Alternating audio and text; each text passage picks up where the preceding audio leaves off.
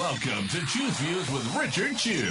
Get ready to dive into a world of insightful conversations and thought-provoking discussions. As progressives, our job is to have an all-inclusive, full-on assault with all of our players. A show that will focus on moving our political, social, economic, gender, and cultural conversation forward. And all of our players means all of our players. It's Choose Views. And now, here's your host, Richard Chew. Good Thursday morning, progressives, and welcome to the December 5th cold as heck day 2024 edition of Choose Views. 773-763-9278, Facebook Live, TuneIn Radio, Twitter Stream, and of course iHeartRadio. You can email me. Hey there. You can email me at richard@WCPT820.com. Catch all of our shows by subscribing to our WCPT podcast on Apple Podcast or Spotify. There you can get Choose Views, Joan Esposito, Live, Local, and Progressive, Driving It Home with Patty Vasquez, The Big Picture with Edwin Eisendrath, Out Chicago, and our other shows and interviews. The good stuff. Check out our Heartland Signal digital platform by going to heartlandsignal.com, because like I said, lots of good stuff there, and I want you guys to check it out. And like I say, every day, share and pass it along to those who need information, who want to stay plugged in and connected. And I was able to get back to some of you guys in terms of emails yesterday and the day before, so I'm glad I was able to do that. And I know I've still got a few more to follow up on, but some shout outs to let's see. Some shout outs to Farmer down in Norfolk, and reminding me that we are still progressives and that the replacement theory and all these things that the far right, even not so far right, are talking about are the big B word, BS word, in other words, and that Christians, or so-called those that are followers of Christ, need to step up. Because they are being hypocritical in their, not their belief necessarily, but their implementation of what they say they believe in. So thanks to Farmer for that a well-put email, and we appreciate you supporting the shows and staying in the fight. So one of the things that Farmer was saying is that, you know, amplifying our platform and amplifying our message is what we're all about. And that's where we are today. We have to make sure that we're doing that.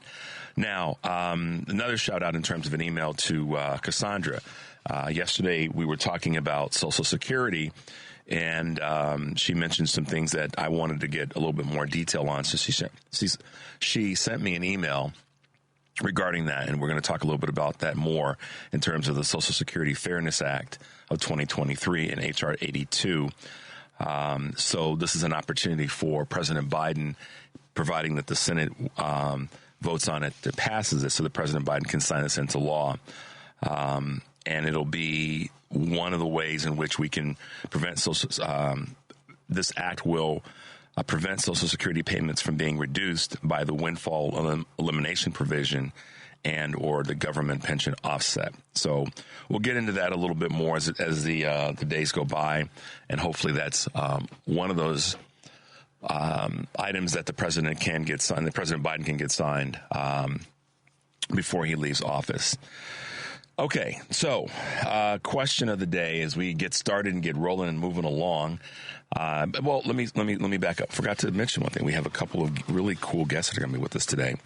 Kim Scheppele, writer, author, sociologist, that's going to be talking about this upcoming administration and having an opportunity to discuss some things with us regarding Trump 2.0, if you will, or the second term of Trump. And she's an expert in things that we, need to hear a different perspective on, certainly an important, powerful perspective, and her experience in terms of Viktor Orban and what he's done with Turkey. The country of Turkey, not the item that we just had lots of this last week. But she'll be with us in the 7 o'clock hour, so I'm looking forward to talking with her. And then we will have in the 7:30 hour, excuse me, guys, Joe Ferguson will be here to talk about some things that are happening locally with regard to the city of Chicago and some changes that are taking place with regard to CPD positions and the overall city management. So have both of those folks with us this morning at 7 and 7:30. So looking forward to chatting with them as we move along. Now,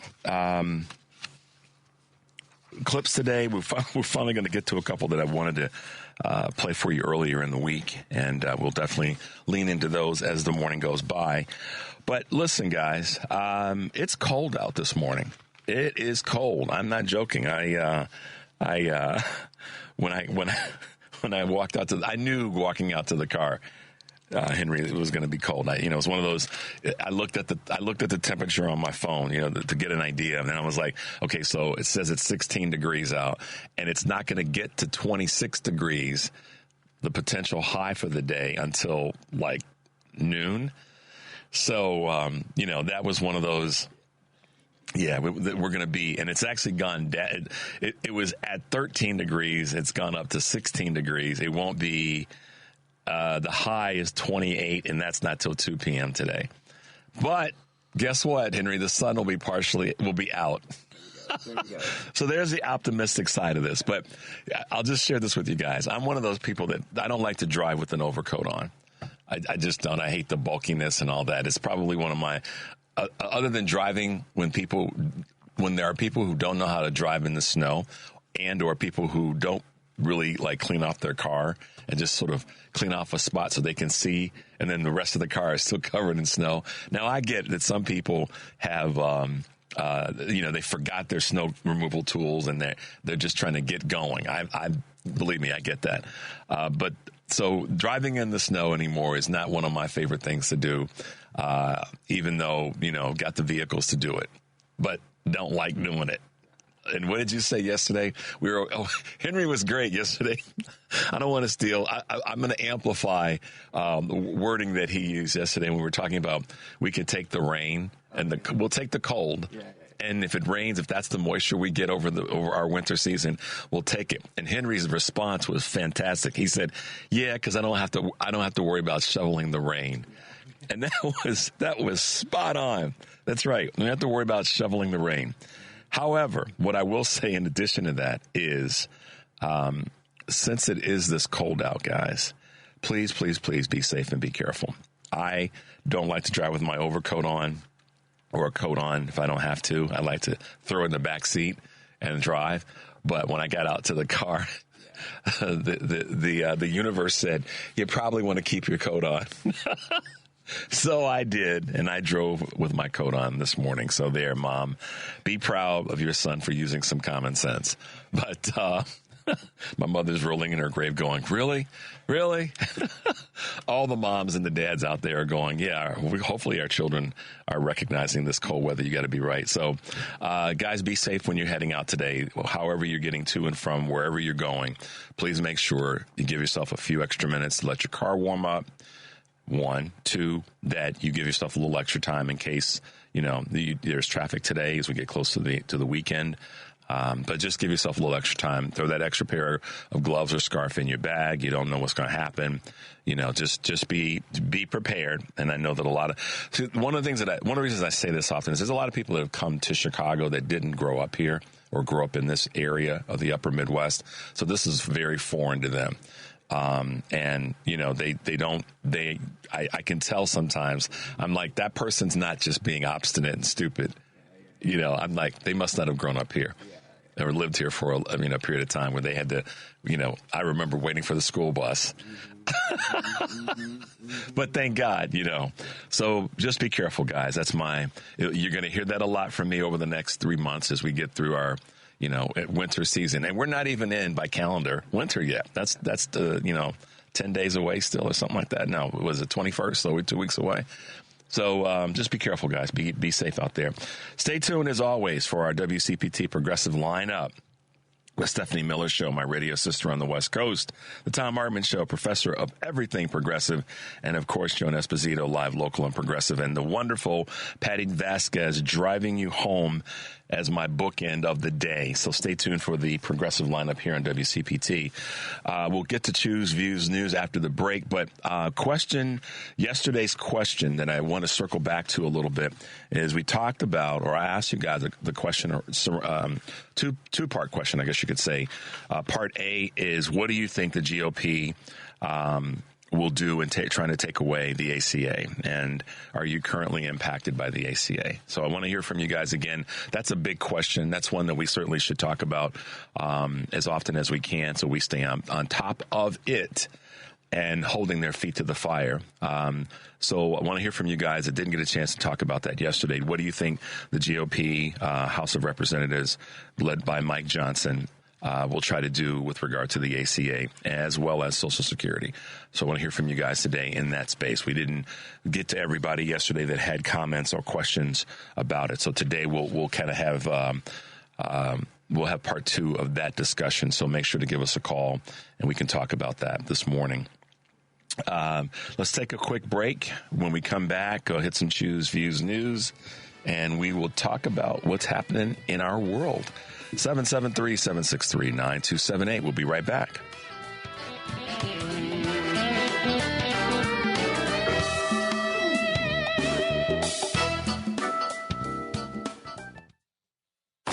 It's Choose Views with Richard Chew on WCPT 820, where facts matter. Hey guys, welcome back to Choose Views, 773-763-9278. Just getting back into the swing of things after this cold morning opening for you guys. Just be safe out there today. All right, I'm going to give a shout out to Danita.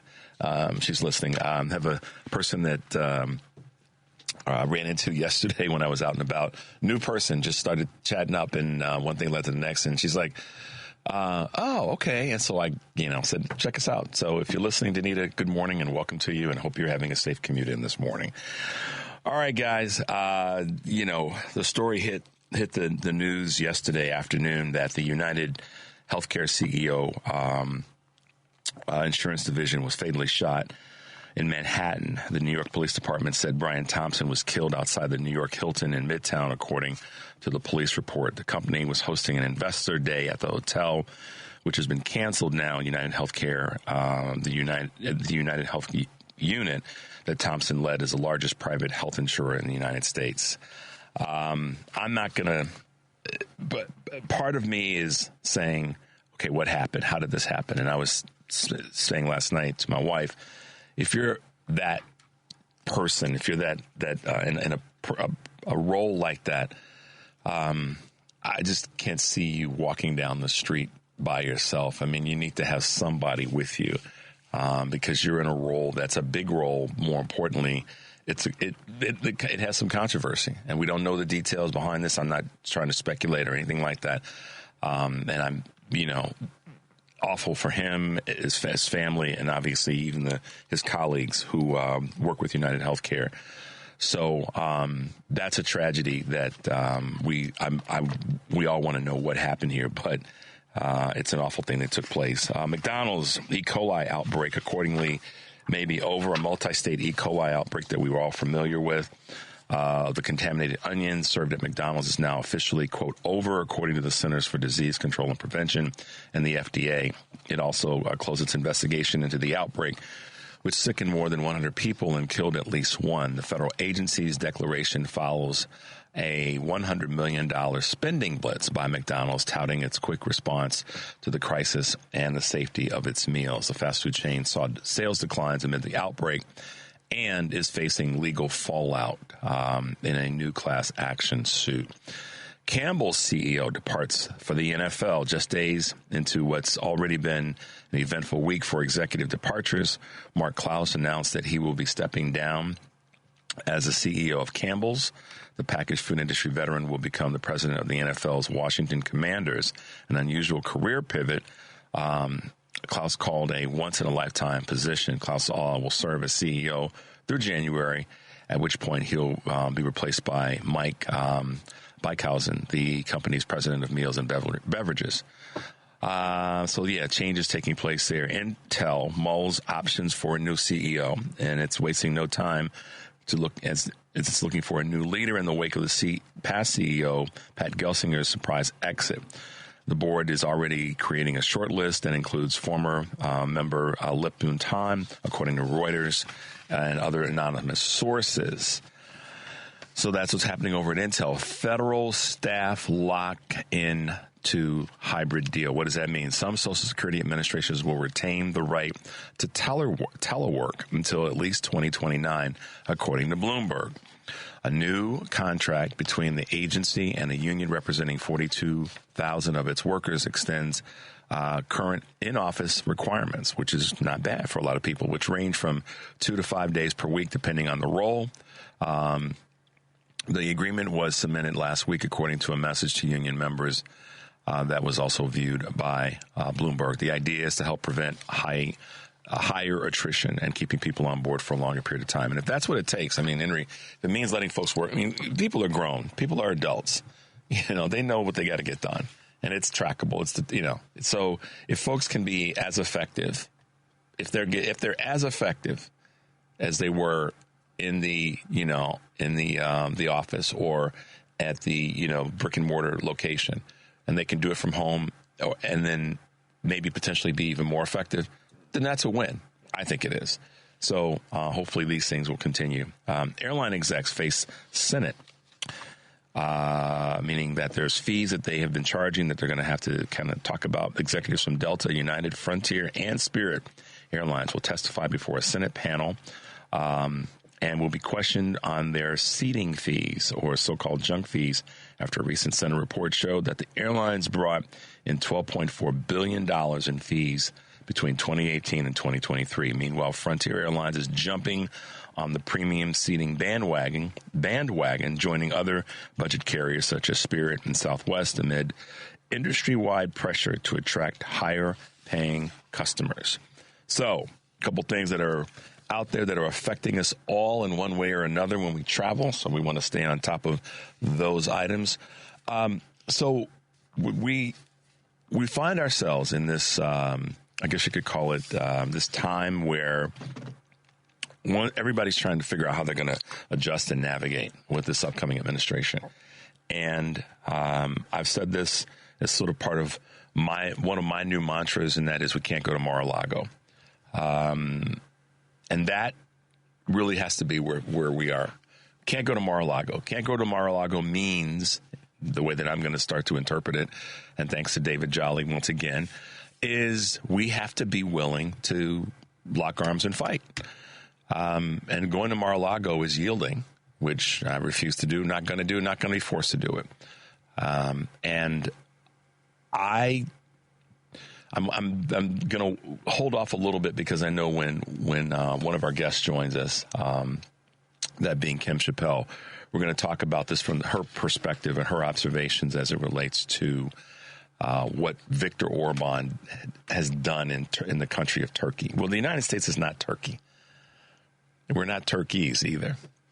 So we'll talk about that a little bit later. But I do want to come back to this point about not going to Mar-a-Lago. Every day we see something new that, the amount of garbage that's being thrown out about this this upcoming administration and who Trump is appointing. And, clearly the people that are being appointed, I can look at them and say that they're not even close to being qualified for the position and what that position requires. And there's some that are saying, well, but Richard, they're doing that as a distraction. And I'm like, yeah, I know. They're putting out people who are awful to then come back with saying, well, we're going to raise it by improving to a better person. Whether that's true or not, and a good example is Hegseth may not get the nod or continue to get the nod because they want to put in DeSantis.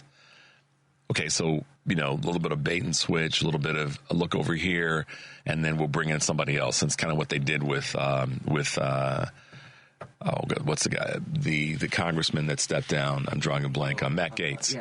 Then they'll put somebody else that is a little bit more palatable. I get that. That's a strategy that's not new. They didn't just come up with that. The Democrats have done versions of that over the years where they didn't quite have the candidate. But we typically we vet the best people. And so the best people are the ones that get nominated first. Now, the best of the best gets the opportunity. But with the Republicans right now, with Trump and his gang of fools, that's not the case. They're just nominating. I mean, DeSantis is no better in my mind than Hegseth. And the reason is because of the destruction and the craziness that he's inflicted on the people of Florida. So, bad is bad in this space, and this is where we are. But I want you guys to pay attention to this as we go forward, that if there are people that are being put up because they are a distraction, then we don't have the luxury of being distracted. We have to pay attention to who's being put up and call it out, continuously call it out. That's, where one of our strengths lies that we sometimes forget about. And how I'm linking this together is the conversation around someone that is not qualified. When you hear, how do I want to put this? When you hear a person who is qualified to make that determination or qualified to measure the people that the administration's putting out, you kind of have to listen to them and listen to not listen to the pundits about the people, but listen to the folks that are qualified. And so I want you to kind of pay attention to a couple of clips that we have that I want you to hear that talk about one of the nominations, and that being Kash Patel, and two folks that worked with him, understand him, and have a really good take on that. And we're going to start with former prosecutor Glenn Kirshner. I worked with a lot of good FBI agents, the men and women of law enforcement over the years. And I'll tell you, Joy, when I see clips of Kash Patel saying things like, you know what, we're going to go after people who helped Joe Biden rig the election, and we're going to go after them, I don't know, criminally, civilly, we'll come up with something. First of all, to me, that sounds disqualifying. And if you have a Senate that cares about their advice and consent responsibilities, they will refuse to confirm a guy like Kash Patel. But here's the other thing.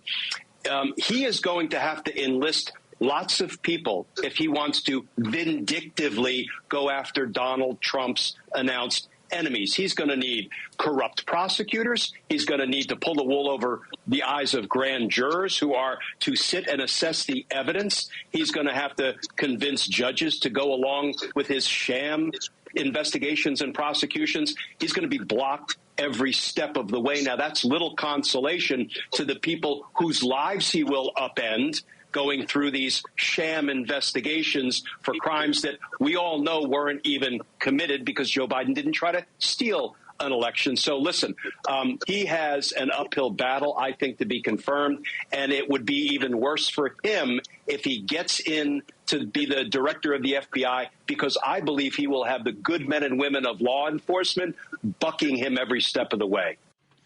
And that's the part that the last two sentences I agree with. And I know that there are people that say, but no, Richard, they're going to have the president being able to just, levy whatever he wants to do. Our court systems are not broken. And to what Glenn Kirshner just said, I agree that there are going to be many, many people. And maybe there's a little bit of, in this statement, there's a little bit of hope that there will be many, many people that will say, no, we're not going to stand for that. And if it's going to take that, maybe that's the better way of putting it. It's going to take people doing what Glenn said in his last two sentences. So I don't have to put any kind of value into hoping that there will be. That's what it's going to take. It's going to take that kind of effort and cohesiveness to push back on, the Kash Patels of the world, and push back on these nominees, whoever they end up being, to prevent them from getting the items through that they might want to try to get through. And a lot of that pushback, guys, is going to come from us. It's not just going to come from those who are elected and that hold certain political offices or positions within the justice system. It's going to come from us. And so I want to be able to every day talk about us doing our part, and us.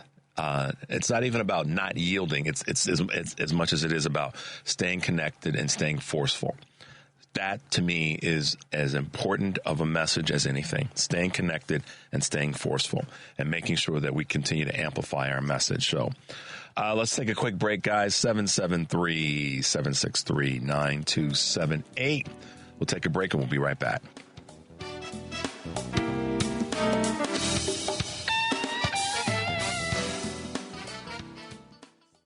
You're listening to Choose Views with Richard Chew on WCPT 820, Chicago's Progressive Talk. Hey guys, welcome back to Choose Views, 773-763-9278. So before we went to the break, we had the clip from Glenn Kirshner talking about what the system has to do to push back on the things that members of the administration might try to do, and Kash Patel being one of those people.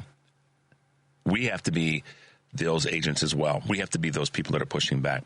There's another clip I want you guys to hear from another person that knows Kash Patel fairly well, worked with him, and her name is Olivia Troy. I think that these Republican senators and everybody who is familiar with the name Kash Patel also know the danger that he poses, and that is because it is a well-known thing in these inner circles by anyone who worked with Kash. And I worked with Kash in the White House. I was Vice President Mike Pence's counterterrorism advisor. So I had to coordinate with Kash a lot. Kash Patel is a delusional liar. Let me just be very clear about that. And he would lie about intelligence. He would lie about making things up on operations. I think Mark Esper has talked about that as well, where he put the lives of Navy SEALs at risk in an operation when it came to Nigeria. These are things that actually were happening in real time when he was in the role of CT coordinator in the White House. And I know this because at some point I realized that I needed to double check Kash's work to make sure that I wasn't misinforming Mike Pence by relying on his word. So I had to go around him. And this is a guy who openly has contempt for people in national security, for people especially at DOJ and the FBI. He made open comments like this. And so I think, there is a little bit of fear here from people where they know that someone like Kash Patel is fully capable of just doing partisan investigations, whatever it takes. It will be insane if he becomes the director of the FBI. And I fear for the law enforcement personnel there who are going to have to navigate this. And quite honestly, when I look at Kash Patel in combination with what is Pam Bondi going to do if she gets in as AG, is that top cover for him? I mean, these are all the things that concern me when I see all of these names being proposed for all of these different positions, because this is a very real risk and to the detriment of Americans, to be clear. Yeah, and so there may be some sobering things that we play for you guys today, but that's the upshot of that. The other side of the sobering conversations that we will be having today, and some of the clips that I'm going to play. I'm not going to hide from them or hide you guys from them in terms of people who are subject matter experts that have worked with some of these people or know the justice system well enough to talk about it, i.e. Glenn Kirshner and Olivia Troy, who worked with Kash Patel. I don't want you guys to be blinded or blindsided, if you will. And part of my role, I believe, is to inform you, to be inspirational, which I'm always going to be, at the same time acknowledging here's what we're dealing with. And that's part of what, my conversation with Kim Scheppele will be about this morning, is to this, the realities of where we are. I think knowing what the realities are, knowing what the things are that could happen, it actually empowers you. And so I don't want to be the person that says those things aren't going to happen, or those things don't have a chance of happening. Let's put it that way. None of this may happen. But what we do know is that it's the possibility of it happening, and the things that are going to be thrown upon us are real. So let's be prepared for them. Let's be prepared for them by knowing that they're out there. And when I was putting together some things for the show today, my thought process was, I want to talk about these. I want to play these clips because I want to be part of the inspirational change and connectedness that we have to force change and to stand watch. And as I use the phrase often, stand in the void. If you take one person and stand them in the doorway, they're on their own. But you get me and Henry standing in the doorway, you can't dunk on us because Henry's 6'3" plus. You can't get, and then you add to that, Joan Esposito, and you add to that Stephanie Miller, and you add to that Tom Hartman, and Patty Vasquez and Edwin Eisendrath. We stand us all in the doorway. It's hard to get around us. And so part of what we have to do, guys, And I use visuals like that a lot because I think the visuals help you to picture what you can be doing and how you can be. And so as part of my being inspirational about this and being at the same time being realistic is I want you to have some visuals. So this is where we are, is knowing that these things are out there and that there are subject matter experts who have leaned in and have made they've made their assessments, and they know what the challenges are going to be, largely because of the people that are going to be in the administration, and the things that Trump 2.0 will attempt to do. Because, see, here's the key. Attempting to do something is one thing, but letting people do it is another. We can't let people do the things that they say they want to do. We have to be prepared to shut them down. And we have to be most definitely prepared to stand in the doorway en masse to prevent them from coming through. I believe that because I've witnessed it. I've witnessed the work from folks during the civil rights movement. I'm old enough to have been not just at the knee of my parents and grandparents and siblings, for that matter, during the fight. And I believe that they were on to something, and they were able to push back. And I get that the fact that the federal government wasn't the ones bringing the heat. It were state and local governments that were. And that's why I want to talk about something that I been following and am a proponent of as it relates to the state, the federal, as it relates to law enforcement, as it relates to governing. And so, you know, when I think about the working is not the right word. When I think about the push that's going to be needed, we have to be prepared to work with our state governments to make sure that they're strong and that they're solid and that they've got what they need to push back against the federal government in terms of what some of these policies and changes will look like. And so here's an example of what I mean by that. In California, let me just put my glasses back on again. California kicks off a special session to, quote, Trump-proof state laws. Governor Gavin Newsom is positioning California to again be the center of a resistance effort against the conservative agenda. He's obviously, we know him to be a fierce critic of Donald Trump, and wants to make sure he's asking his Democratic allies in the legislature to hold supermajorities, who hold supermajorities in both chambers, to approve additional funding to the Attorney General's office to prepare for a robust legal fight against anticipated federal challenges. That's for that to work, and I believe it certainly can and should. Those types of efforts need to come from every single Democratic governor in the country, and Governor Pritzker is doing his version of it here, and the governor of Maine is doing her version of it. Is it Maura Healey? Yes, Maura Healey's doing her version of it up in Maine. You know, every single Democratic governor, if he or she has one chamber of the legislature, should be leaning into that legislature, with that legislature, to say, listen, here are some of the things that we know we can do. And if governors, when governors have executive power to use executive orders as the chief executive of the state, they should put those things in place now. And they should not wait. They should get after it. And whether, so if they don't have either chamber of their state legislature, the Senate or the House in their state, then they should be looking at the executive powers that they have and implementing those. If they have a singular chamber, then they should be leaning into that chamber to say, this is what we need to get done. And if they have both chambers, like in California and in Illinois, by all means. I mean, Michigan lost the House, but Governor Whitmer still has the Senate. So they need to be, and I presume that they are, leaning in to say, these are the things that we're going to do to protect our state from federal agencies. And at the same time, and I believe this has happened already, but I'm going to continue to encourage them as governors and talk about this. They need to be connected, just as we need to be, you know, Henry and I need to be standing in the doorway. The governors, the Democratic governors throughout the country need to be doing the same thing. And the Democratic elected officials in those states should be doing the same thing. See, that's where our power is not. If we use it the right way, Democrats, then we're going to be able to weather this storm. Okay.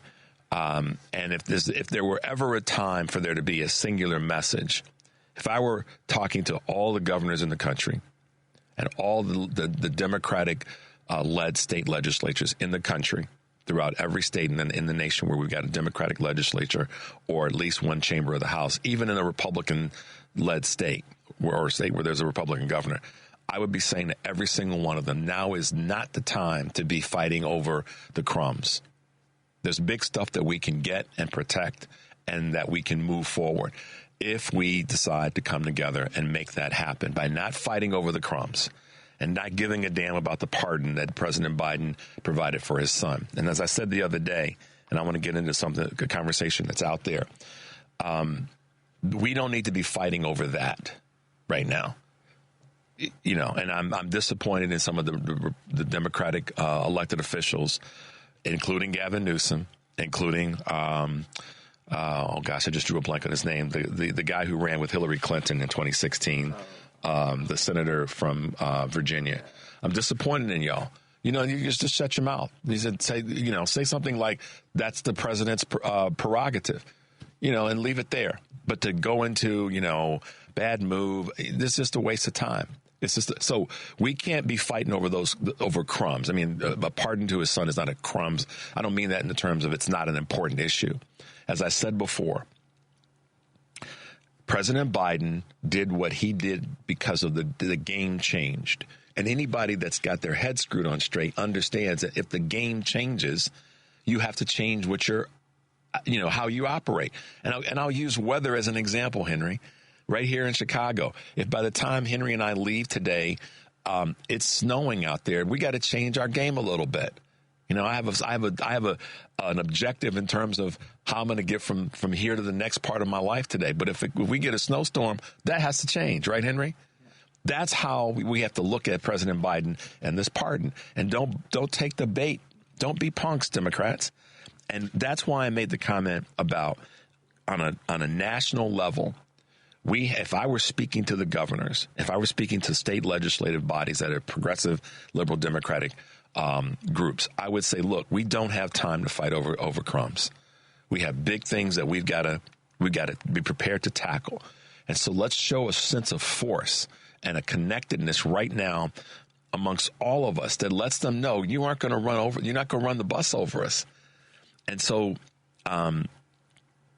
who that voice is, I don't know. Maybe it's Vice President Harris. Maybe it's someone else. I don't know. Maybe it's President Biden. I mean, but I don't know who it is. We can say who we think it could be or should be, given the leadership.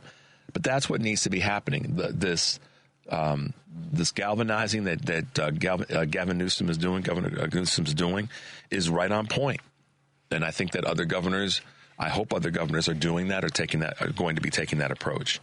I'm going to talk about this some more, but we're going to take a quick break. The number is 773-763-9278. We'll come back. We'll grab a couple of your calls.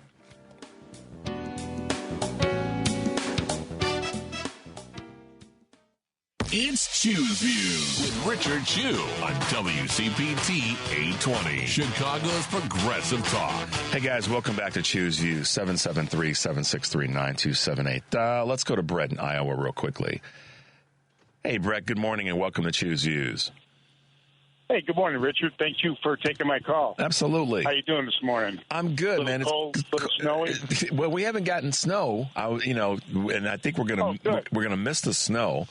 But it's cold as you know what outside right now. There's no joke. So. Oh yeah, I got 9 degrees out here, and I'm a little east of Des Moines. Okay, all right. Well, we just went heading that way towards you. Okay, you coming to Chicago?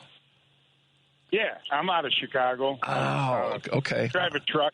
All right. I met you at the labor thing. Oh yes, I remember because you did tell me. Yes. Wow. Oh man. Well, how's it going? Okay, I'm good, man, and thank you for reminding me of that. I appreciate that you reminded me of it. Well, what you got to say this morning? So I was going to talk about these guys over the years since Biden's been in, that's all they've complained about is how he's weaponized all the agencies and all of this here. And there's got to be hours of tape on that from these people at the talk shows and on TV and everything else talking about that, I mean, that's something I think that these senators could probably use in the confirmation hearings against some of these cabinet picks of his that are, a little questionable. Hey, and Brett, check this out. So this is how they should play this. First of all, I agree with you in terms of the Democratic senators, in terms of their questioning. This is how it should play out. They should ask the question, did you say this? What are your beliefs on this? What are your thoughts on this, et cetera, et cetera, et cetera? And then they should also say, now, if we find out, if it's brought to the light that you did say that or that you didn't take this approach, whatever the opposite is to that, then we're going to recommend that you be removed from the position that you're being asked to be appointed to. So if, for example, they're talking to Hegseth or Kash Patel, and the question is asked, did you ever say X, Y, and Z? And he mumbles around and says, whatever. The Senate should be able to say, now, let me be clear. You're saying this, and this. Now, we come back in 6 months and find out that you lied, then we're going to request that you be removed from that position. That's how they need to start to play the game, I think. Absolutely. I agree. The other point is, take a look at the whole abortion thing. I mean, Trump he's all about the states taking care of themselves, right? Yep. So why don't the states take care of themselves? On a number of issues. Exactly right. Yes. That's exactly right, Brett. If you're going to say so if we're putting it back to the states on abortion and women's reproductive, okay, well we're going to take it back to the states on a number of things. And I agree that's part of how to play the game right now. And it's interesting that you said it that way, Brett. Senator Warren and also Representative Pramila Jayapal talked about this, and I'll give you, and even Richard Blumenthal, I'll give you the edited version, you guys. Basically, what they're saying is that the progressive strategy for warring with Trump should be take his populist, working class proposals at his word, or at least pretend to. And if he succeeds, then take some credit for bringing him to the table to make him succeed in what he said he was going to do or keep his word. On the other side, if he doesn't, then bash him every single press conference. Bash him for not keeping the word that he made to the quote-unquote American people when he said he was going to do X, Y, and Z. Don't get into a debate about what happened and why. Just simply bash him about it. And I think it's an approach that progressive has been afraid to take for a while. But it's a different time, and I think that it needs to be part of the conversation. Yeah, addressed as such, for sure. Exactly. Couldn't agree more. Yeah. Well, that's pretty much all I got. I know you got other callers, so. Hey, man, listen. Good morning. It's good to hear your voice, and now I'm glad I'm able to put a name with a face and an event. It always helps. Yep. So be safe on the road today, and we look forward to hearing from you again, Brett. Okay, Richard. Take care, man. All right, bye now. So, all right, fingers crossed and good vibes for our man, Brett, who's on the road driving today. So anybody that's out there on the road for whatever reason, work or otherwise, just be careful, be mindful. I'm just that guy. I don't want you guys to think of it anything other than I'm just that guy that when you're out there and you're doing what you got to do, just be careful and be, particularly in this cold A weather. Somebody just sent me a text about the winter weather warnings that are among us. So anyhow, all right, guys, I want to play another quick clip. Well, on second thought, let's not do that. Let's go to Dave in San Francisco. Dave, good morning and welcome to Choose Views. Hey, well, thanks, Richard. One of the major techniques that people have used for centuries dealing with these tyrants is to boycott them and boycott their supporters. So, of course, you've probably noticed that one of the appointees that Trump is trying to put in is one of the authors of Project 2025. Yep. And just start, every couple of days, keep listing the people to boycott. And, of course, the Koch brothers are a big, easy one. That's Bounty Tires. I think it's Gulf Oil. There are all sorts of toilet paper and paper towels. And what's the... well, they've got Valero Oil. They've got something Pacific. I think that's one of them. But, Dave, you make a great point. I talked about this on the family meeting a couple of years ago, that's one of the fastest ways. And that's the reason why I said yesterday that what everybody should be doing is sitting down and going through their budget. Where do I spend money? How much do I spend money? Find out what those companies stand for. Now, this is the time that you can take, to Dave's point, guys, Dave is spot on. You can take some personal responsibility and action and decide, you know what? I can get paper towels from a different company. I can get my, whatever, the list goes on from a different company. And they may not line up with you particularly exactly, but if you know what they're doing and how they live and who they support, you can say, I'm going to go to a different gas station, or I'm going to go to a different supplier of this. I think it's a responsibility that we all should embrace, Dave. I mean, what are your thoughts? Yeah, well, and by the way, when you're talking gas stations, boycotting Chevron is a good one, because if you just do a quick Google search of Gaza plus oil, you're going to get Chevron. Chevron has the mineral rights for the fracking right offshore of Gaza, and there are many stories about how Netanyahu has authorized them to keep fracking while this murder is going on. But also, the famous billionaire that keeps feeding money to to Clarence Thomas is Harlan Crow. Right. And his company is crowdevelopment.com. And Chicago has, he owns land in Chicago and surrounding states. And go to crowdevelopment.com and start looking for addresses and find ways of putting grains of sand in his way. Right. We have to protest in a way that's inside the bounds, but we still have to protest, and that's protest with our dollars. So, David, thank you for calling this morning. Send us some warm weather from California, because we need it here in the upper Midwest. Always great to hear from you, sir. Have a good day, David. All right. Bye now. Yeah, David, send us some warm weather. We need it. All right, guys, listen. I'm going to play this clip, and it's tied to something that is a question that people have been asking. Should President Biden start to implement some preemptive pardons for people who were part of J6 and other members of that have been part of committees? And this is coming from our good friend Sunny, who's on The View, and how she just wasn't taking it on this conversation around pardons. I think sometimes, unfortunately, in this country, there are two sets of justice, right? I, too, have many family members convicted of felonies, related to marijuana. They haven't been able to get positions in certain places.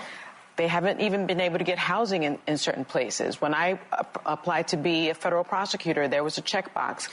If you're a felon, explain the circumstances, and you were more than likely not to get that. Now, as Whoopi said, that we have a convicted felon in the White House. Those questions should not be asked of anyone, anytime, anywhere. Well, that is the bottom line. That policy needs to be changed. The other thing is, Trump did escape responsibility for all his crimes. He's nominating Charles Kushner, who he pardoned, as you mentioned, as the ambassador to France. Do you know what a nice, cushy job that is that any felon would like? And, so please, with the hypocritical pearl clutching by this country, Eric Holder, I think, said it really well. No U.S. attorney would have charged this case given the underlying facts that have been investigated for 5 years. Less than, get this, 0.09% of people are indicted, prosecuted, charged, and found guilty of lying on a gun form. The only reason that Hunter Biden was gone after and charged indicted and found guilty was because his name wasn't Joe Smith, it was Hunter Biden. And that's the truth of it. You've got Eric Holder saying it. You've got former prosecutors like myself saying it. So, why didn't he admit it? Wait. I think one of the reasons why he didn't admit it earlier was because he didn't know that the felon-in-chief would become the next president. So there you go, guys. Let's not get caught up in the crumbs. That's not to say that Hunter's a crumb necessarily, but we have to be focused on the bigger issues. And in some cases, this preemptive pardons may be a strategy that President Biden should take. And we'll get into that. But listen, guys, top of the hour, 773-763-9278. We'll be right back.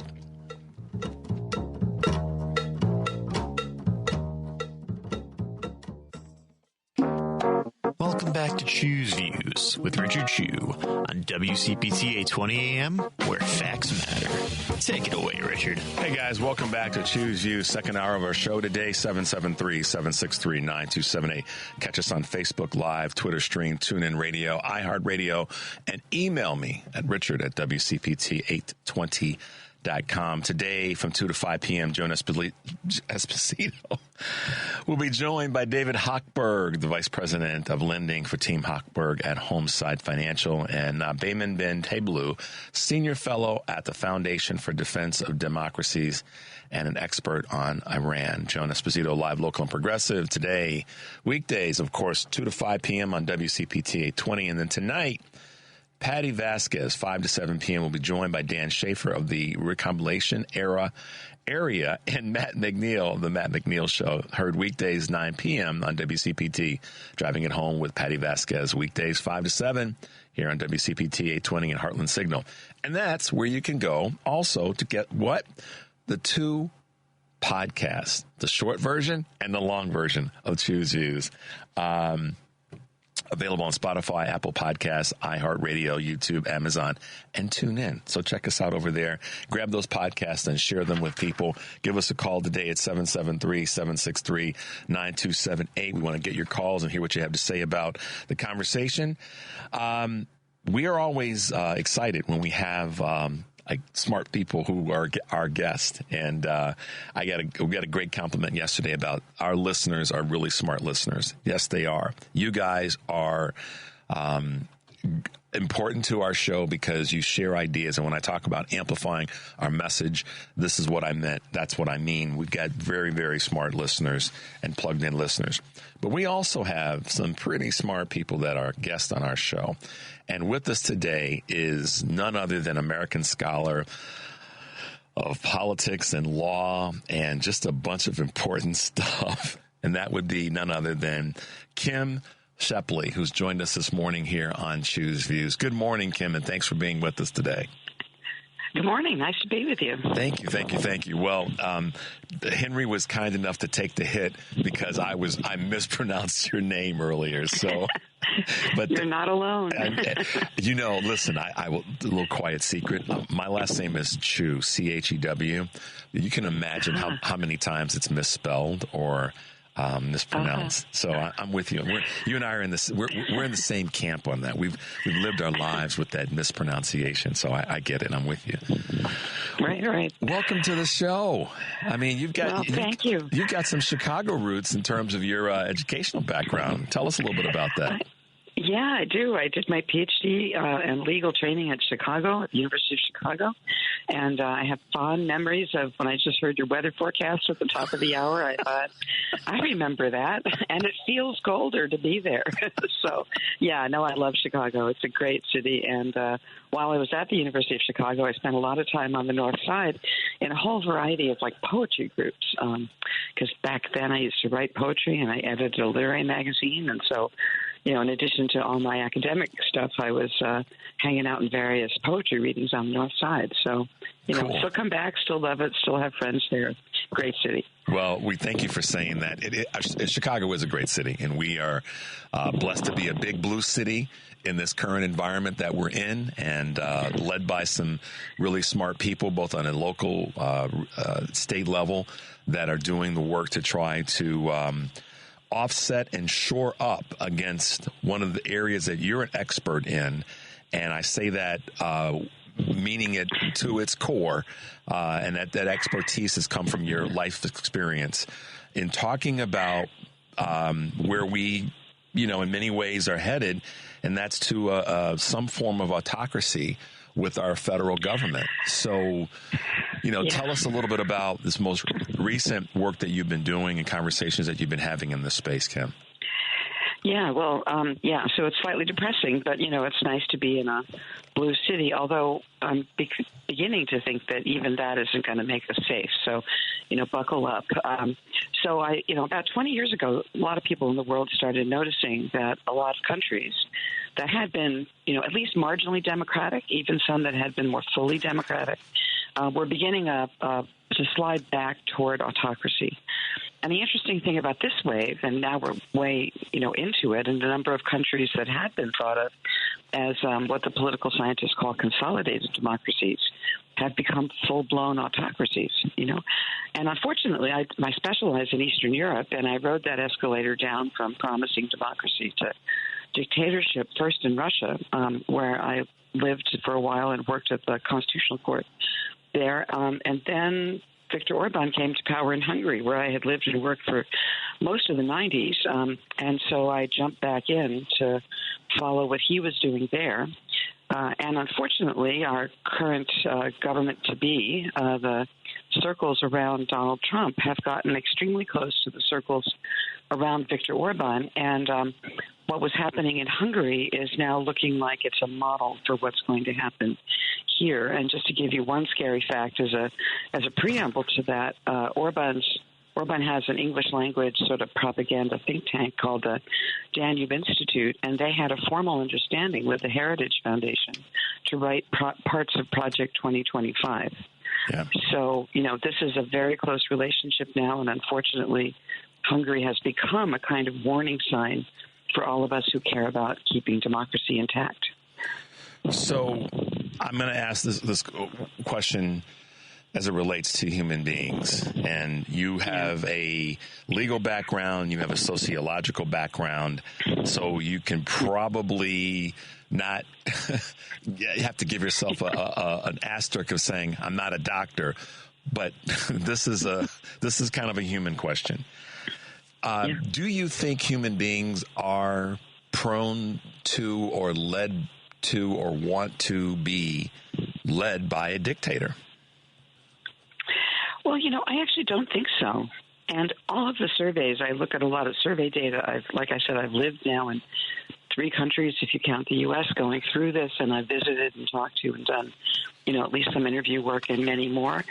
When people vote for dictators, usually they don't know they're voting for dictators, or they don't believe that they're voting for dictators.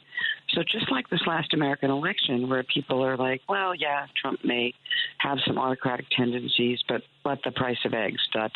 right? So that kind of thing happens in other places too, that people feel like there are really immediate needs.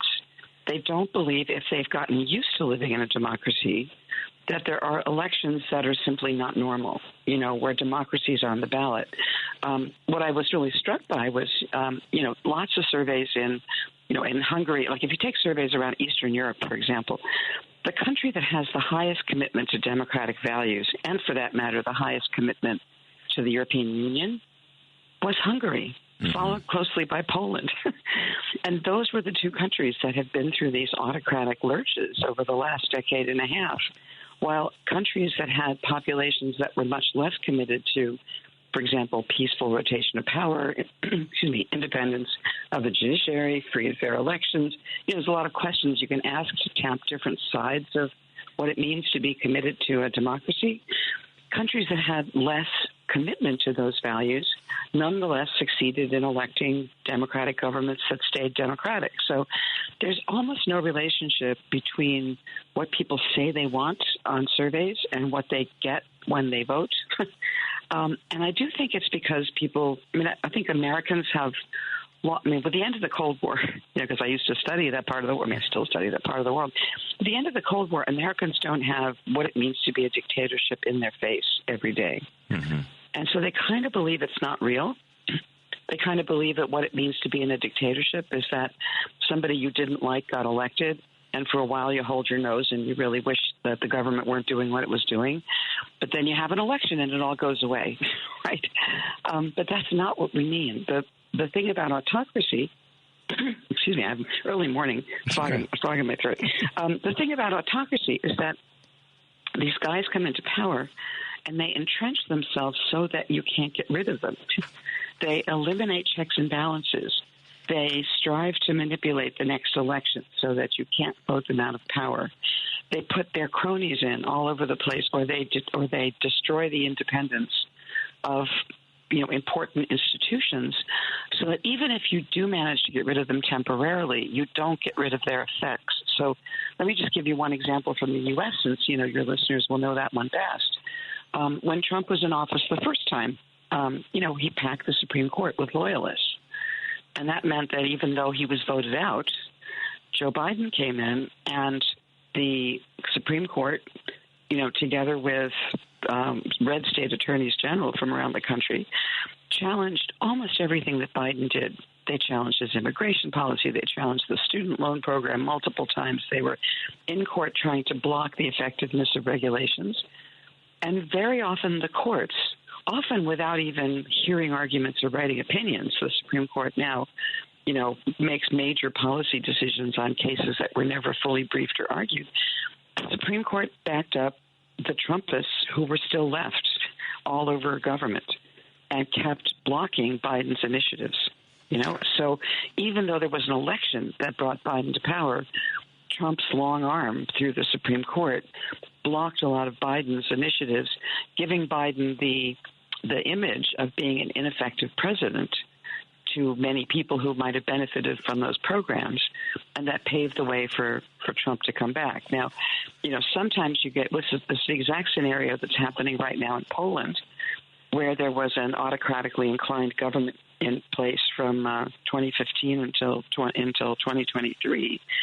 In 2023, that government was voted out. New government came in. Everybody said, great, the democracy is back in Poland. But the new government controls both houses of parliament. They control the prime ministership. But there's a president who has to sign off on laws, who has a different term of office. And that president is still associated with the past government. Right. So every time the new parliament passes a law, this president vetoes it. So they can't govern and they can't do anything. And at the next election, they will look hopeless and they may get voted out again. Mm-hmm. So, autocracy comes in these steps where, you capture the presidency, you capture the courts, which also happened in Poland, by the way. And then even if you can get a temporary rotation of power, it falls back into this slide toward autocracy as the autocrat comes back and entrenches himself in more and more institutions. So that's how it works. It's not all at once. It's not tanks in the streets. It's not something that the average person will see right away. But over time, it simply means you lose your possibility of democratic choice. Yeah, it's a drip, drip, drip, slowly. And when you have an electorate, a society that doesn't pay attention, they don't see it sliding away. I'm going to take a little bit of a cultural piece for a moment here. Black folks in America have been saying for decades, and I use this phrase a lot on the show, and it has place here in what you just said. There are Black Americans who've been saying for the longest time that our justice system and many of our systems are not necessarily the most efficient and fair, and they need revamping and a lot of different words to describe what should be part of the change. But one of the things that I've been saying for the longest time, and one of my cohorts here on the station, is that there's monsters in the closet. Mm-hmm. And people will, well, no, Richard, there's not monsters in the closet. And we've been sounding the alarm. And I'm not just saying that Black folks are the only folks who've been sounding the alarm, but because I'm not saying that. You've been sounding the alarm for a long time, and you're not Black. But the point is, you're a woman that's paid attention to now that the monsters now are under the bed and in the sheets with us, and they did it slowly because people didn't. My whole point of all this stream is people sometimes, many times, lots of times in America don't pay attention to what's happening when people have been sounding the alarm. So there have been black folks, white folks, Hispanic folks, Jewish folks, Latinos, Muslims that have been sounding the alarm. Yeah. But then we have an election where 75 million people, this is why I asked the question about people, do they want to be run by a dictator? 75 million people said, I'm going to vote for this versus that, Kim. And how did we get to that? Yeah, well, look, this is, again, the American experience is, echoed in other parts of the world. And basically what happens is that you get mainstream parties that don't differ much from each other. They alternate. Voters vote first for one, then the other, looking for change. And they don't get change. And this happens over a long period of time. My husband is just a relatively newly naturalized U.S. citizen. When he came to this country, he said, do you have anybody other than Bushes or Clintons who were running for high office? Right? I mean, it looked like a clan system to him when he showed up, right? So basically there's been a lot of time in which the mainstream parties here and the mainstream parties in many other countries have promised moderate change. They get elected. They don't produce any change at all. And so finally voters get really fed up and they vote for somebody who's going to smash the system, somebody who looks unusual, somebody who's out of the norm, somebody who isn't held in place by all of the, strings of association and commitment that mainstream parties tend to have with each other. And it's exactly that drive for change that motivates people to vote for whoever the major change agent looks like. And, it's a cry from voters saying politics as usual is not good enough. And you can understand that because, of course, in the U.S., we've had, the arc of justice, I'm trying to find the arc of justice is long, but the arc of it bends toward justice. Whatever, moves toward justice. Goodness, my early morning can't come up with a quote, but me too. But that has not been true for a long time. And so you understand why frustrated people will vote for a candidate for change. Just to put again the U.S. in perspective, the two mainstream parties in almost every democracy in the world have lost massive amounts of support over the last 20 to 30 years. So it's not just a U.S. phenomenon. It's a global phenomenon in which mainstream parties are not up to the modern challenges. And just in the last couple of weeks, you've seen, first the government of Germany fell. Yesterday, the government of France fell. And a lot of this is because they've got these fractured political systems in which there's no one party that gets enough votes to create a stable government. So they have these unstable coalitions that limp along until there's some issue that breaks up the coalition. And then the government falls and you get early elections. And, so this is kind of the cycle you're seeing in other countries. Here we don't have the possibility of having, a government fall and snap elections. We just muddle on with gridlock, until the next regularly scheduled election. But we have exactly the same problem. So it's not just unique to the United States. It's that governments don't have the operating room to bring serious change. And since this is a progressive station, let me lean into why I think that's true. And that's that we have this immensely globalized economy. Mm-hmm. In an immensely globalized economy, national leaders don't have a lot of room to develop purely national economic policies, because the globalized economy keeps pulling you back to, lots of trade, jobs moving to where workers are paid the least and so on. It makes it very hard to set up, welfare states inside democratic governments anymore. Welfare states are being cut back everywhere. Makes it extremely hard to promise more jobs or more prosperity when it's actually a global economy you're talking about and not a national one. So what you're seeing is that candidates are moving away from the old-fashioned politics of, whether it's deregulation or social state, those left-right alternatives.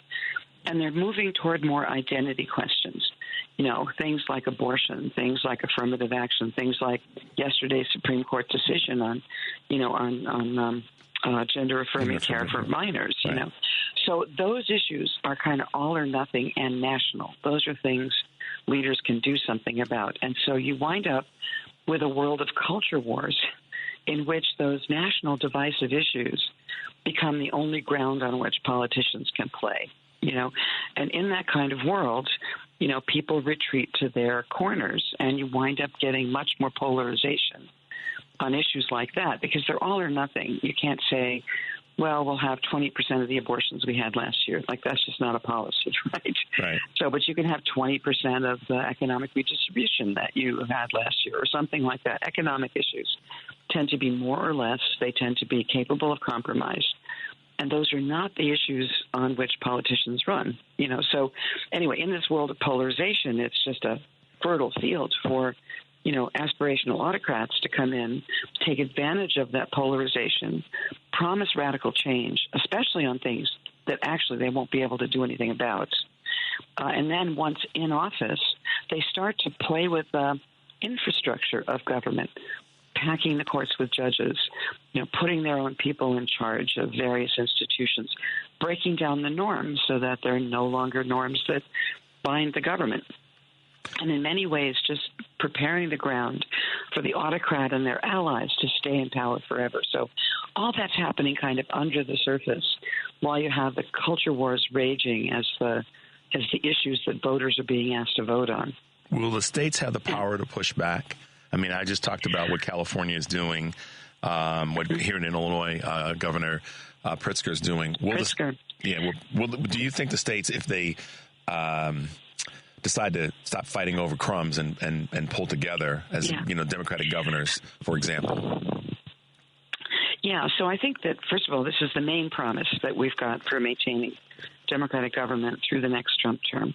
The thing is that Pritzker and Newsom so far have not been joined by a lot of other governors. I'm here in New Jersey, which used to be a reliably blue state. Excuse me. Biden won the state by 18 points. Harris won it by 5. So New Jersey now has become not a 50-50 state, but a state in which Trump supporters are a big group that our current governor cannot ignore. Mm-hmm. So our governor in this traditionally blue state is saying, well, let's take it issue by issue. Sometimes we can cooperate, and sometimes, we won't be able to. So if you have a lot of governors around the country, more like our New Jersey governor than like your Illinois governor, you won't have the critical mass of states to push back, So I think it's going to take a while before we see how radical the Trump people are going to be. It could be that the Trump folks are going to lean into, as you see with the cabinet picks being rolled out, they might lean into blitz autocracy, which is one of these things that, say, Viktor Orban did, where literally within 3 years he had captured everything about the Hungarian government, and it looks a little bit like the Trump people are going to follow the Orban playbook. Very different when you have a Russia scenario where, Putin consolidated his control over institutions over a decade. It was much slower and much harder to discern while it was going on. But I think Trump, having lost office once, realizes he's got to do it all in this term, or else he'll get thrown out in 2024. And won't that come? Kim? Will that in part come from 2028? Since the quote unquote, we'd like to say the sensible Republicans, seeing that this is going to impact their livelihood and their sustainability, or where will it come? I mean, that's the question. I think everybody's asking, where will the line be drawn? Where will it come from? As we wrap up, and we're going to have you back, because I'm sitting here going, stop taking notes and listen. Stop taking notes and listen. So, but to take a minute or so just to say where you think it will come from. And we're going to schedule to have you back on the show again, because your message is far too important. Oh, well, thanks. I mean, I hate to say that we're in for a wild ride, but so where's the pushback? So I do think states are going to make a difference. I think the blue states' attorneys general, who are going to be bringing lawsuits against a lot of what Trump is doing, will make a difference. What we've seen, however, almost everywhere, is that it's also people going to the streets. In all the places where autocracy has really been pushed back, once it gets a start, it's that you really have a mass public reaction that the politicians can't ignore. And we had a little bit of that at the beginning of Trump 1, but now I'm seeing free and fair election, peaceful transfer of power.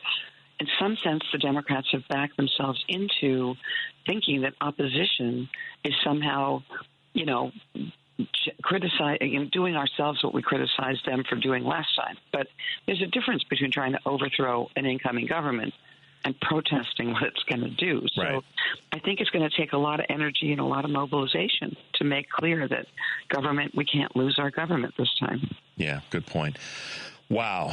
I broke my Sorry own. for the bad news. No, listen. I know I prepared myself for your interview because I read your piece and I was like, okay, I need to prepare the listeners for what Kim's going to bring, because she's going to bring the heat in getting people's attention. I think that's a big part of this is now folks have got to wake the hell up and stop leaning into their privilege and their purview and their comfort and not be comfortable because we can't afford to be. Yeah. And so I appreciate your very, sobering words, because sometimes sobering words are needed to get people's attention. And Kim, it would be an honor to have you back. I want to have you talk about this because I think a lot of people need to hear it in an unfiltered way in which you just delivered it. So I hope we can have you great. back. Thanks much. And so glad that you've got progressive radio in Chicago, which was not there when I was living there. But, Chicago is a blue city in a blue state, and that's, you got at least a bunch of people around who can give you some comfort. And we know how to fight, so. That's good. All right, Kim. When we fight, we win, When we fight, we win. Guys, It's been great having Kim with us this morning. We will have you back. Thank you so much for taking some time to share your thoughts and experiences with us, and we appreciate you being with us, Kim. Great. Lovely to talk to you this morning. All right, we'll talk with you soon. Yeah. All right, bye now. Wow, there's a big take a deep breath and make your life count moment. But what she said toward the end is so true. We got to fight. We're going to take a quick break, guys. We got another guest coming with us shortly. 773-763-9278. We'll be right back.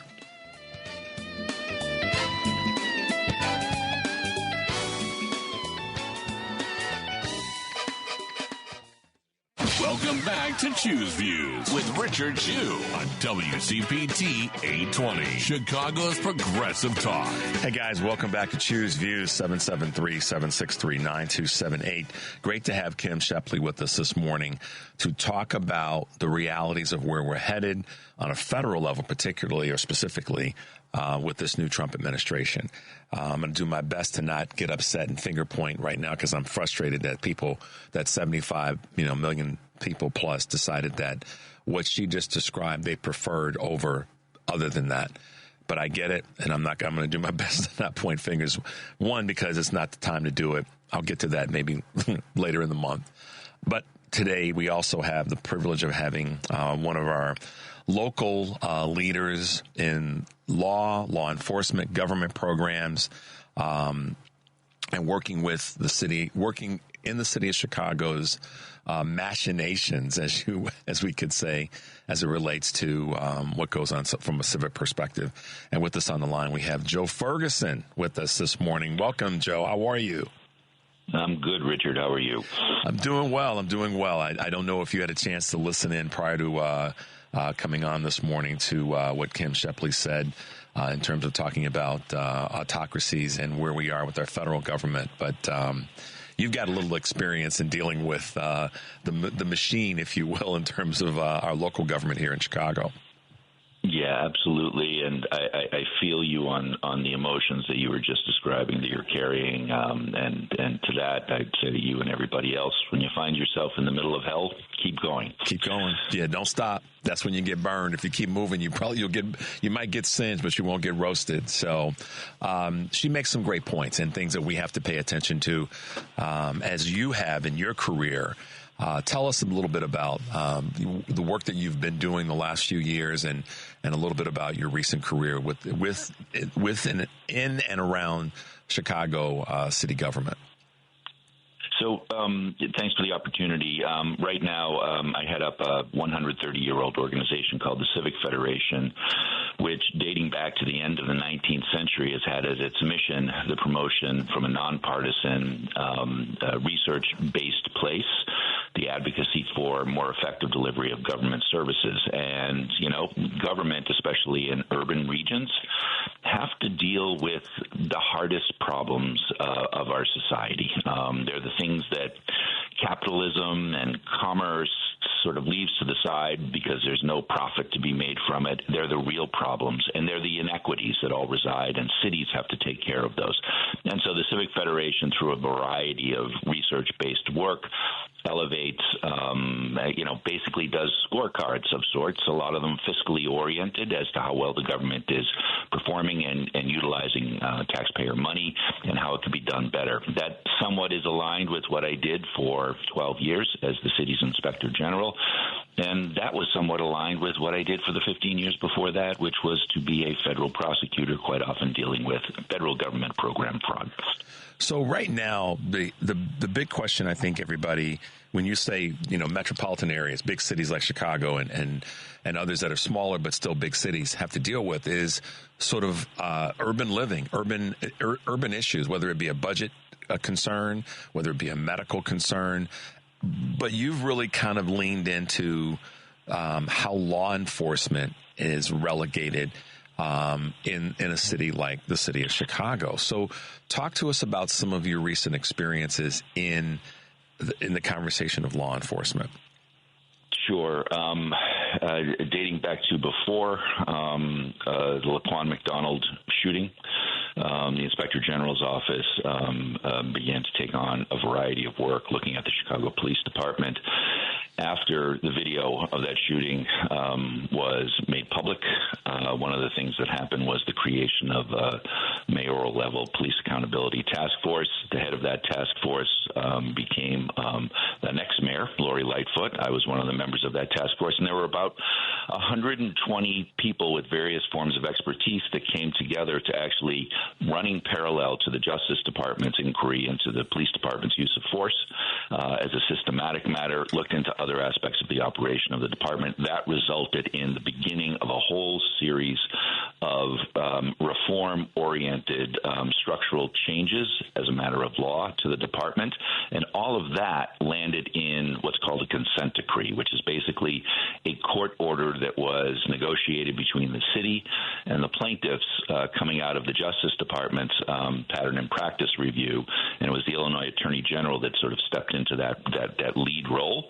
A court order that specified large categories of areas and basic roadmaps for how those categories of areas needed to be addressed within the department in order to move the department towards constitutional policing, both as a matter of practice and culture, that is effective, that is engaged and connected to community, fostering more positive relationships than has existed historically. But there are a lot of technical aspects to it, and it's a very big undertaking. So community policing is a phrase that's out there a lot, and you and I are of the life experience. I respectfully say that. I won't say of the age, but of the life experience that we grew up when police, in many cases, were part of the neighborhood. They lived down the street. So Officer Smith, was 2 doors down, et cetera, and that's what you and I similarly experienced in different neighborhoods. That's changed over the years. And does that have an impact on how police are administering their power? Unquestionably, yes. What you describe as sort of almost the Mayberry version of what once was. There are elements behind that actually are reflected in sort of the concept of what meaningful community policing is. And what has happened, and it's rooted in relationship between the beat cop and the members of the community, a knowledge of each other, a knowledge of the community, and from that, what happens is members of the community feel comfortable talking to police officers about people in their midst who constitute risks, who may be engaged in illegal behavior. That allows the police to actually conduct their work in a way that could be preventive. And then after a crime occurs, because quite often policing is a reactive thing as well, that positive relationship with the community results in cooperation and assistance from the community in identifying the bad actors, which is sort of goes to an essential part of the department. And what has happened over the years is as people no longer lived in the community where they policed. You had this sort of institutional approach to policing in which officers worked in districts where they didn't know the neighborhood, didn't know the history, didn't know the culture, didn't know the people. And that results in kind of an arm's length kind of policing that actually, given the challenges that have to be dealt with, result in the police responding reactively to situations in ways that aren't sufficiently connected to and mindful of the experience of the people that they're supposed to be protecting. So community policing is as much a philosophy and a mindset that should permeate the entirety of the department all the way down to the beat level, rather than just sort of a mechanism or a technique, a check-the-box sort of thing. And so, we've struggled in Chicago. We were originator in community policing, and then we took our hand off the checker. Yeah. This is a quick story about that. I remember coming home from track practice years ago, and I was, had my driver's license and was about 6 miles over the speed limit. Police officer pulled me over. Neighborhood police, and he pulled me over. He knew whose car it was, on and on. He walks up to the car and he says, "Now, Richard," the first thing he said to me, "Now, Richard," he didn't even have to ask, license and all that. He knew who I was. He said, "Now, Richard, your mother and father would be blankety blank, blank, blank if they saw you driving this much over the speed limit." And he said, "So get your butt home, because, I don't want to have this conversation with your mom and dad." I mean, we know that probably wouldn't be the case today if, a 16-year-old, 17-year-old kid were driving, 6 miles over the speed limit in their neighborhood. There might be a different outcome. And some of that's because of this lack of community policing across the board in America, not just here in Chicago. I think that would be true any community that you go to. Fair statement? Certainly one that's got over 100,000 in population. Absolutely, and it's understood that this is where policing, 21st century policing, needs to gravitate and be oriented. The story that you just described really gets to the essence of an aspect of what it's all about, which is that relation-based understanding of people and community, because the criminal justice system is not the right response to all situations that involve infractions of or outright violations of the law. And it's the sort of situation that you just described, which is we want to keep it in that community relational modality and not overreact, and focus the attention of law enforcement in the more traditional modality on serious matters. And so your story really gets to the essence of it. So this consent decree, all right, so where are we going with this? I guess that's probably it's a broad question, but I got to give it a broad question so I'm not leading you in a particular direction. Yeah. So, the consent decree took effect in March of 2019. It took about a year to sort of set the House up in order. There is a monitor that is appointed by the court. The monitor hires a staff. It's about 100 people working part-time with various forms of expertise. They're not all here. They come into the city to sort of check up on how certain things are going in the police department. But the police department itself has to set itself up to be a continuous reform organization to implement a lot of these provisions. And when, consent decree, really broad term, a lot of the things actually that it involves are for the benefit of officers, to position them to actually be better trained, better equipped, better understanding of what their authority is, how to use their authority. And also training is a key part of it. Continual training, professional training is a key part of it. As technology evolves, as challenges evolve. Additionally, the work of officers is immensely pressurizing. And a critical component of the consent decree is to actually provide for the wellness of officers by having clinicians, mental health professionals that are there to counsel officers when they deal with pressures, whether it's on the street or otherwise from the job.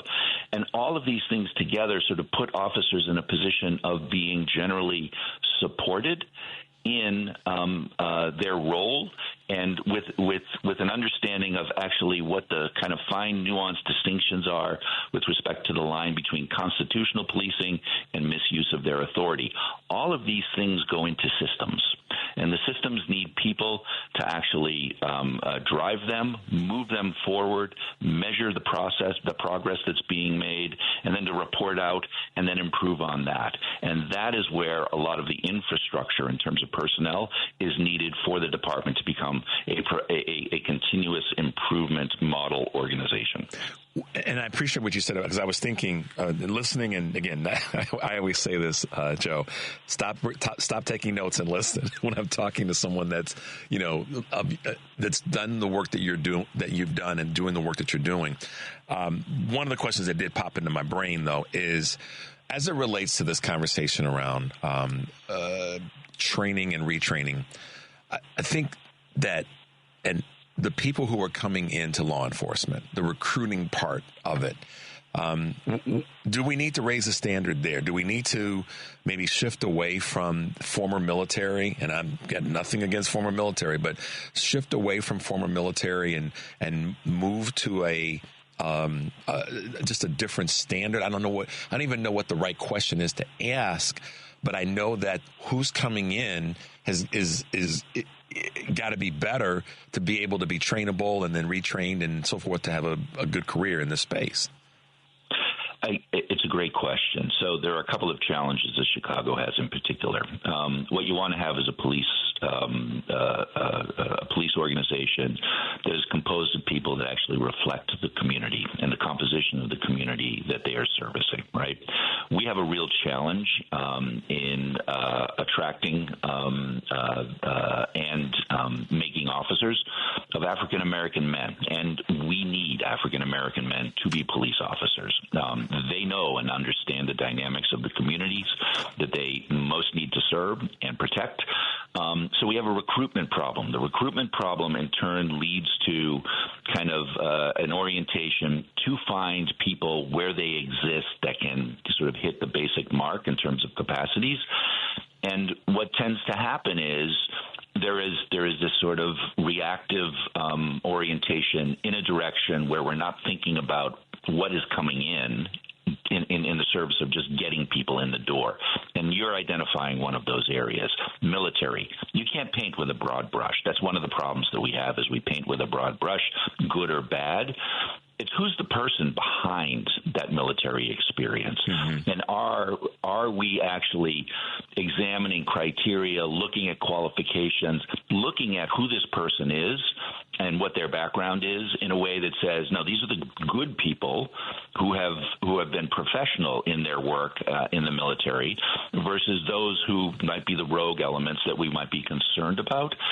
But that has to apply across the board. But mm-hmm. we absolutely have to do a better job with respect to the screening of folks with certain types of backgrounds, whether it's criminal backgrounds or whether it's military backgrounds, to make sure that we have the right person, right type of person with the right mindset for what is really a nuanced undertaking and not simply the utilization of force and authority. What are you, as we wrap up, and I really appreciate you being with us. Today, I've had two great guests on, as you guys who are listening all over the country can tell, that are experts in their space. And Joe, I really appreciate you being with us. The last question I want to ask you, to end on as best note possible, what are you optimistic about in this space? One of the things that I will tell you I'm really optimistic about is who's leading the police department right now. Superintendent Snelling is of the department, from the department, Chicago through and through. And Chicago's a place that really respects Chicagoans first and foremost, right? And that's what's needed for the greater community. That's what's needed for the confidence of the department itself. And Superintendent Snelling absolutely understands all of this stuff, and the imperatives and the importance and the value of all of this from the perspective of having been a beat officer and having been in various parts of the department. And I emphasize that only because one of the reasons that we have not moved the needle at the pace that we're supposed to under the consent decree and the reforms that are required on the calendar has been set is we haven't had sufficient leadership. I think Snelling is the person who can bring that leadership with legitimacy. So I feel good about that. What concerns me, however, is that he doesn't necessarily have the support across the board that's needed. I think one thing I would highlight for people, we often talk about whether the police department is progressing the way it's supposed to, and we look towards the superintendent and CPD itself. The defendant in that consent decree case, the defendant in the pattern and practice review of the Justice Department post-Laquan McDonald, wasn't simply the police department. Yeah. It was the city of Chicago. And this requires all of the components of the city of Chicago, starting with the mayor's office. And a superintendent can't succeed without the support and the leadership coming from City Hall itself. That's where we've been a little bit short of the mark and haven't gotten to where we need to. But I do feel like with this particular superintendent, we can move, and we can move a lot more quickly.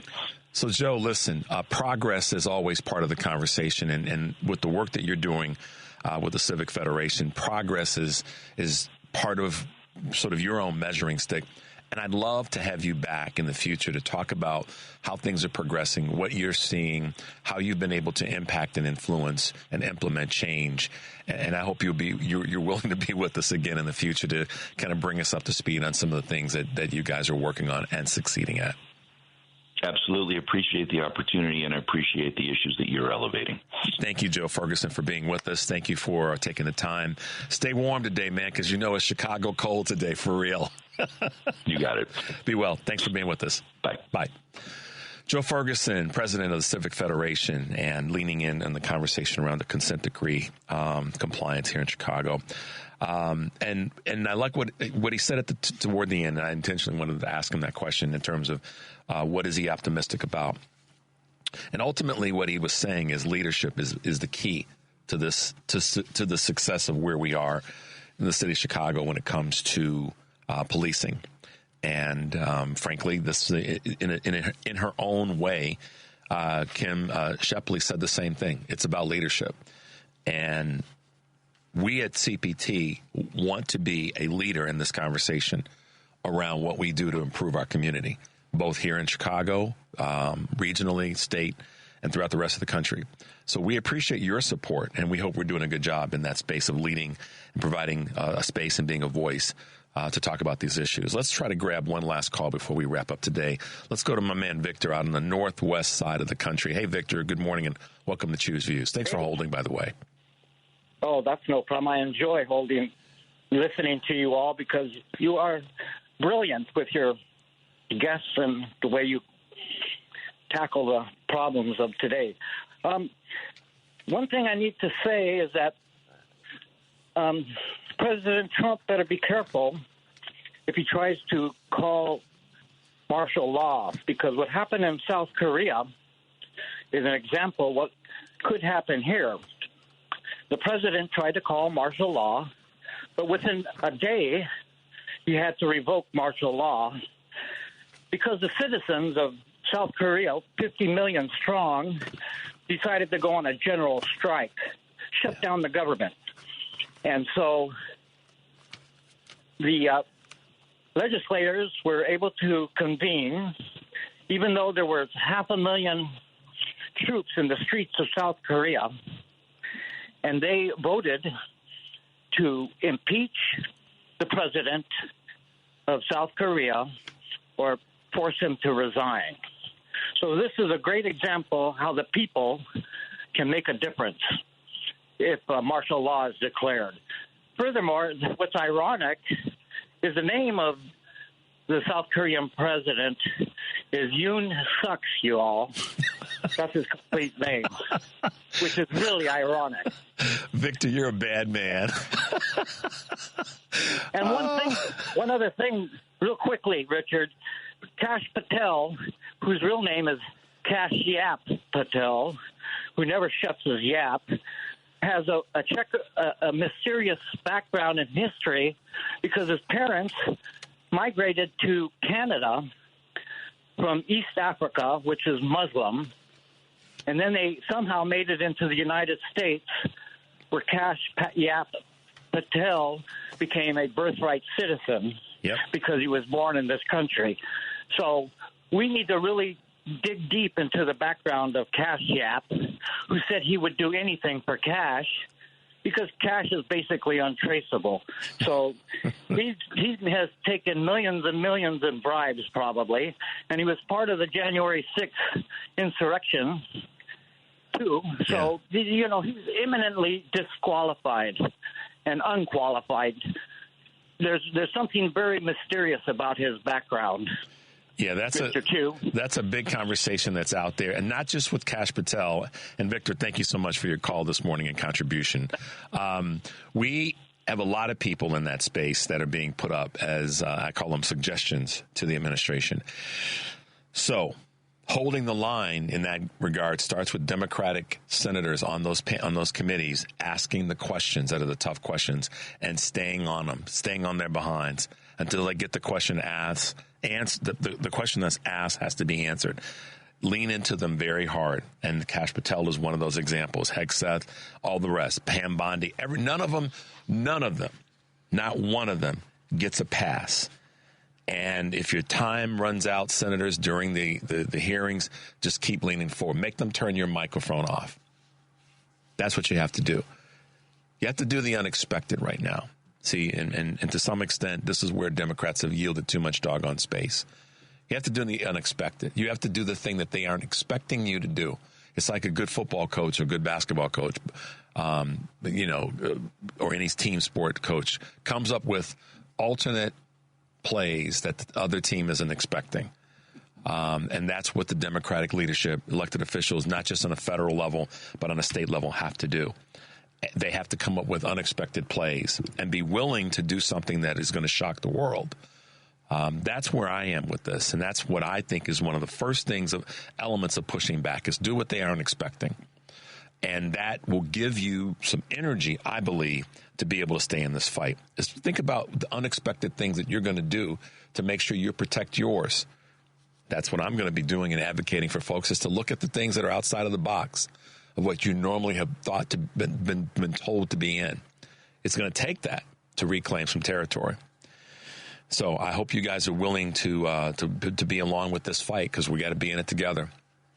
And as always, as we wrap up the show, take a deep breath and make your life count. We'll see you tomorrow.